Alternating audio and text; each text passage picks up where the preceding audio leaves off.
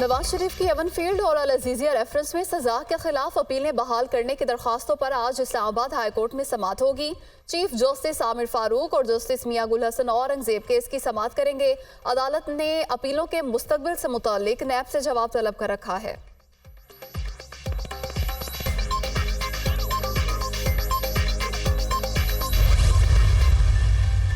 गजा में बारूद से अटी सुबह खून में लथड़ी शामें। निहत्ते फलस्तीनी इसराइली जारहियत के सामने बेबस। बमबारी से 344 बच्चों समेत मजीद 756 फलस्तीनी शहीद हो गए।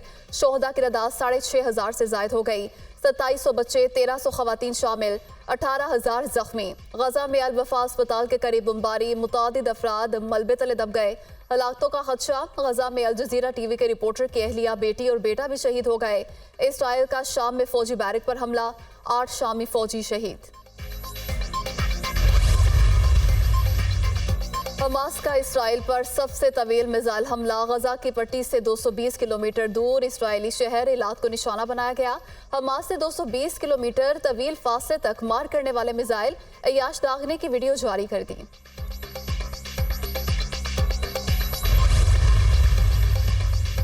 दुनिया भर की कोशिशें और मजम्मतें बेसूद। इसराइल ने फिर फलस्तीनियों को गजा खाली करने की धमकी दे दी। इसराइली वजीर आजम नेतन्याहू ने कहा कि गजा पर जमीनी हमले की तैयारियां कर रहे हैं। शहरी जनूब की तरफ चले जाएं। हमले का वक्त इत्तफाक राय से तय करेंगे। जमीनी हमला यरगमालियों को वापस लाने के लिए किया जाएगा।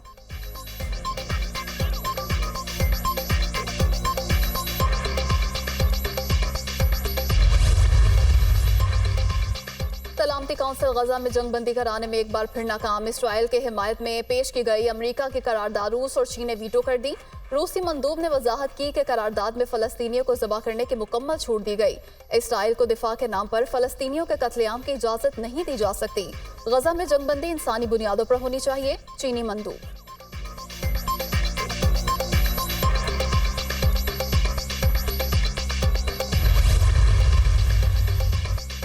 डॉक्टर्स के अज़्मो हौसले ने फलस्तीनियों में नई रूह फूंक दी। जख्मियों से भरे अस्पताल छोड़कर कहीं नहीं जाएंगे। दर्द खत्म होने तक अस्पताल में रहेंगे। अल ओदा अस्पताल के डॉक्टर्स की मुश्किल हालात में हौसले बुलंद रखने के लिए गीत गाने की वीडियो सामने आ गई।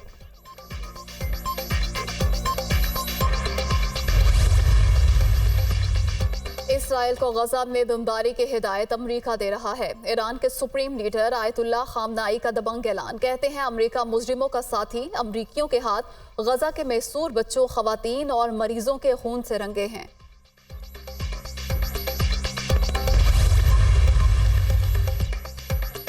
सहूनी फौज के जुल्म की इंतहा। फलस्तीनी बच्चे मुस्कुराना ही भूल गए। सदर मुमलिकत आरिफ अलवी अपने इंटरव्यू में वालिदैन की लाशें तलाश करने वाली बच्ची का तज़किरा करते हुए आबदीदा हो गए। अक़वाम आलम से फ़लस्तीन में इंसानी हुकूक की खिलाफ वर्जियों का नोटिस लेने का मुतालबा।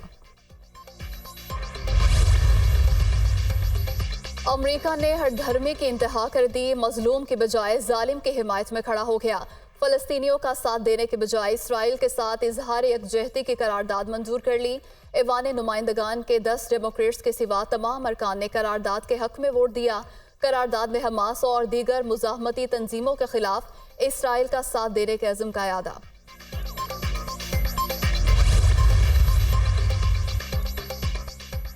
हमास फलस्तीनियों की अक्सरियत की नुमाइंदगी नहीं करती। हमास शहरियों के पीछे छुप रही है। इजराइल को जंगी कवानीन से हम आहंग रखना चाहिए। मासूम शहरियों की हिफाजत का ख्याल रखना ज़रूरी है। हमास ने सऊदी अरब और इसराइल के दरमियान सिफारती ताल्लुकात को नुकसान पहुँचाने के लिए हमला किया। इसराइल के लिए इलाकाई इंजमाम का काम पसे पुश नहीं डाला जा सकता। अब आगे जो होना है वो रियासती हल है।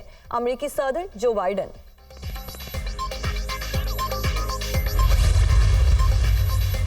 अक़वाम मुत्तहिदा के सेक्रेटरी जनरल ने इसराइली सिफारतकार के इल्ज़ामात पर वजाहत कर दी। सलामती काउंसिल में मेरी तकरीर को गलत रंग दिया गया। हमास का कभी दिफा नहीं किया और ना ही ये कहा कि हमास की कार्रवाइयाँ दुरुस्त हैं। इसराइल को भी गजा में बमबारी बंद करनी चाहिए। दोनों फरीकों को मिल बैठ कर मसले का हल निकालना होगा। UN secretary general Antonio Guterres.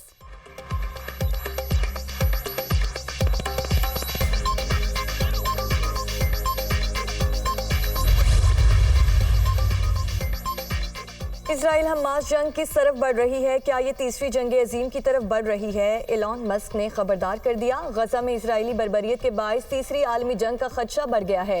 ये जंग छिड़ी तो इंसानियत दोबारा कभी नहीं उभर सकेगी। एलॉन मस्क ने कहा कि अमेरिका रूस के साथ ताल्लुकात बहाल करे। मौजूदा हालात में अमेरिकी ताकत को रूस, चीन और ईरान पर मबनी इत्तेहाद की आजमाइश का सामना भी हो सकता है।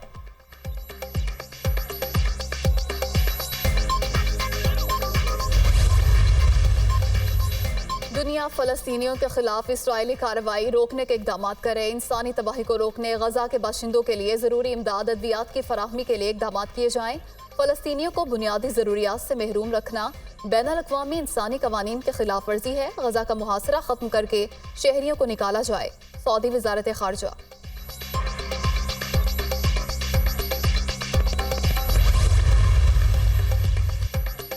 तुर्किया को इसराइल के वजूद से मसला नहीं, लेकिन गजा में कत्लेआम बर्दाश्त नहीं करेंगे। शहीद होने वाले अफराद में से निस्फ बच्चे हैं।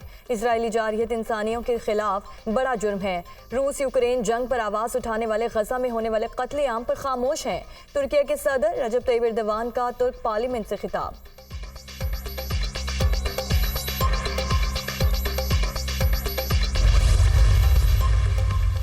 गजा में मां ने अपने उस लख्ते जिगर को भी खो दिया जिसके लिए 8 साल इंतजार किया। जंग में अपने 2 बेटे खो देने वाले बदकिस्मत माँ बाप की दुहाई। अरफात अबुआसी नामी शख्स और उसकी अहलिया की दुनिया उजड़ गई। अपने शहीद बेटों की कटी पटी लाशें देखने की भी हिम्मत न रही। रिश्तेदारों से तदफीन की अपील।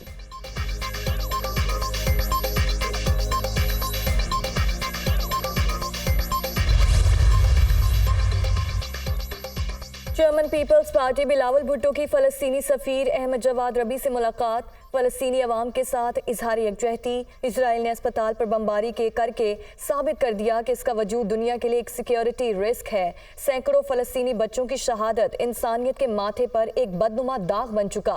पाकिस्तान इस कठिन वक्त में फ़लस्तीनी अवाम के साथ खड़ा है।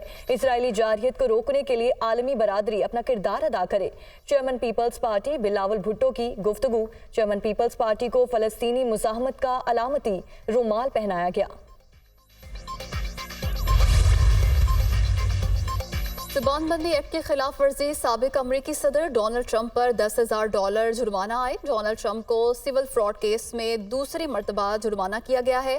गुज़श्ता हफ्ते भी ट्रंप को अदालती अमले की तस्दीक करने पर $5,000 जुर्माना आयद किया गया था।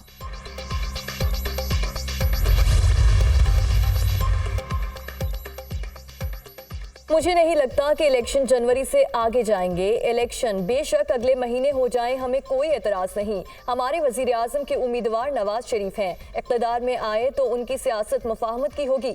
इनके केसेस के फैसलों में चंद हफ्ते लगेंगे। साबिक चीफ जस्टिस कह चुके ताहयात नाअहली नहीं होनी चाहिए। हमारे बयानिए आज भी अहम हैं और अहम ही रहेंगे। हम चेयरमैन PTI की तरह नहीं। मिफ्ता इस्माइल ने गवर्नर बनने के लिए मेरे ऑफिस के कारपेट घिसा दिए। कुछ लोगों में ज़र्फ नहीं होता। साबिक वज़ीर खजाना इसहाक डार।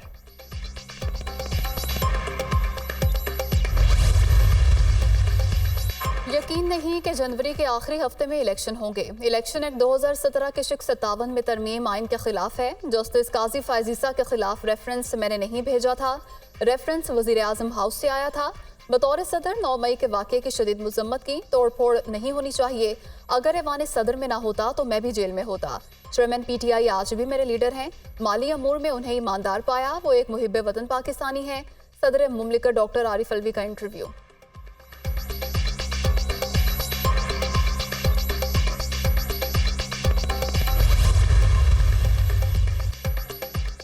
हम बार बार कह रहे हैं मसाइल का हल सिर्फ इंतखाबात हैं। इलेक्शन कमीशन जल्द अज जल्द इंतखाबात का ऐलान करे। पूरे मुल्क में इंतखाबात एक ही दिन होने चाहिए। सिंध को बहुत सी मुश्किलात और चैलेंजेस का सामना है। इस वक्त मामलात सुस्त रवी का शिकार है। सिंध हुकूमत का एक प्लांट कराची के शहरियों को सस्ती बिजली फराहम कर रहा है। रहनुमा पीपल्स पार्टी मुराद अली शाह की मीडिया टॉक।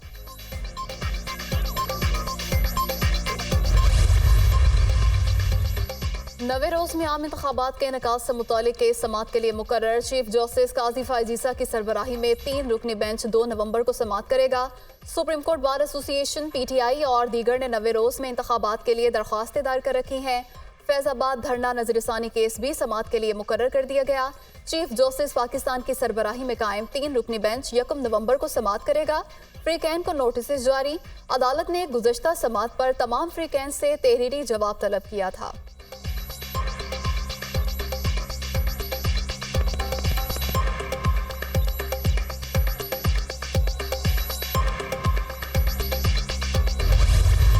ने अब आईटी कंपनीज को ये इजाज़त दे दी है कि वो अपना जो रेवेन्यू है उसका 50% हिस्सा 50% रेवेन्यू डॉलर अकाउंट में रिटेन कर सकते हैं और उसको स्पेंड कर सकते हैं, उस पर कोई कदगन नहीं होगी। ये एक बड़ा इकदाम लिया गया है और ये आईटी इंडस्ट्री के लिए लिया गया। तो इससे लगता ये है कि इंशाअल्लाह ताला बहुत सारी कंपनीज जो कि पाकिस्तान बाहर पैसे रखने को मजबूर थीं, वो अब पैसे पाकिस्तान में आईटी कंपनीज लाएंगी और हमारी जो ऑफिशियल एक्सपोर्ट्स जो आपको 2.5 अरब के लगभग नज़र आती हैं, ये बढ़कर 3.5-4 अरब डॉलर तक इंशाअल्लाह ताला जल्द पहुंच जाएंगी।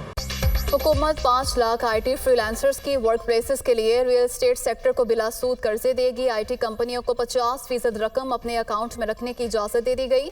आईटी यूनिवर्सिटियों के इम्तिहान का मरकजी निज़ाम बनाया जाएगा। इंफॉर्मेशन टेक्नोलॉजी की सालाना बरामदात 2.5 अरब डॉलर से बढ़ाकर 4 अरब डॉलर तक पहुँचाएंगे। इन बरामदात में 5 अरब डॉलर की इजाफी सलाहियत लाने का हदफ मुकर्रर किया है। अगले 2 साल में तकरीबन 2 लाख अफराद को तरबियत दी जाएगी। निगरान वफाकी वजीर बराए आईटी उमर सैफ और वजीर इत्तलात मुर्तजा सोलंकी की न्यूज़ कॉन्फ्रेंस।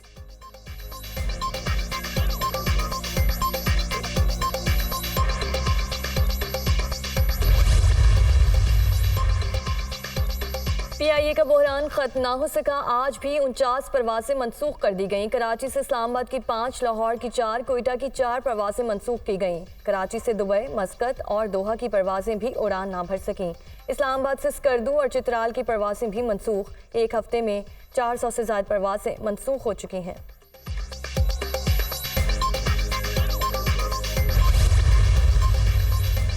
अफगान शहरियों की वतन वापसी का सिलसिला जारी। अब तक कुल 72,219 अफगान पनाह गजीनों की अपने वतन वापसी हो चुकी। 25 अक्टूबर को 4,239 अफगान बाशिंदे वतन वापस रवाना हुए। वापस जाने वालों में खवातीन और बच्चे भी शामिल। अफगान बाशिंदों की अपने वतन वापसी हुकूमत और अस्करी क़यादत की मुश्तरका काविशों का नतीजा करार।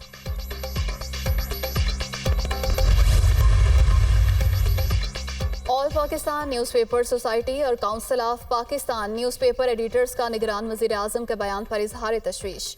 प्रिंट मीडिया से मुताल्लिक़ अनवारुल हक काकड़ के बयान से शदीद मायूसी हुई।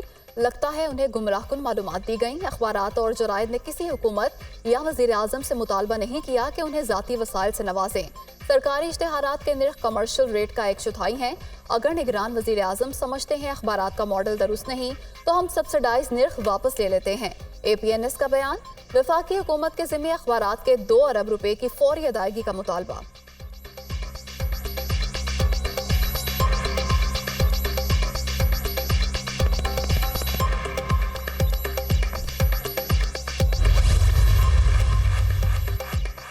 जाली पासपोर्ट स्कैंडल, वफाकी हुकूमत का जॉइंट टास्क फोर्स से तहकीकात करने का फैसला। वज़ारत दाखिला ने DGIB की सरबराही में 9 रुकनी जॉइंट टास्क फोर्स तश्कील दे दी।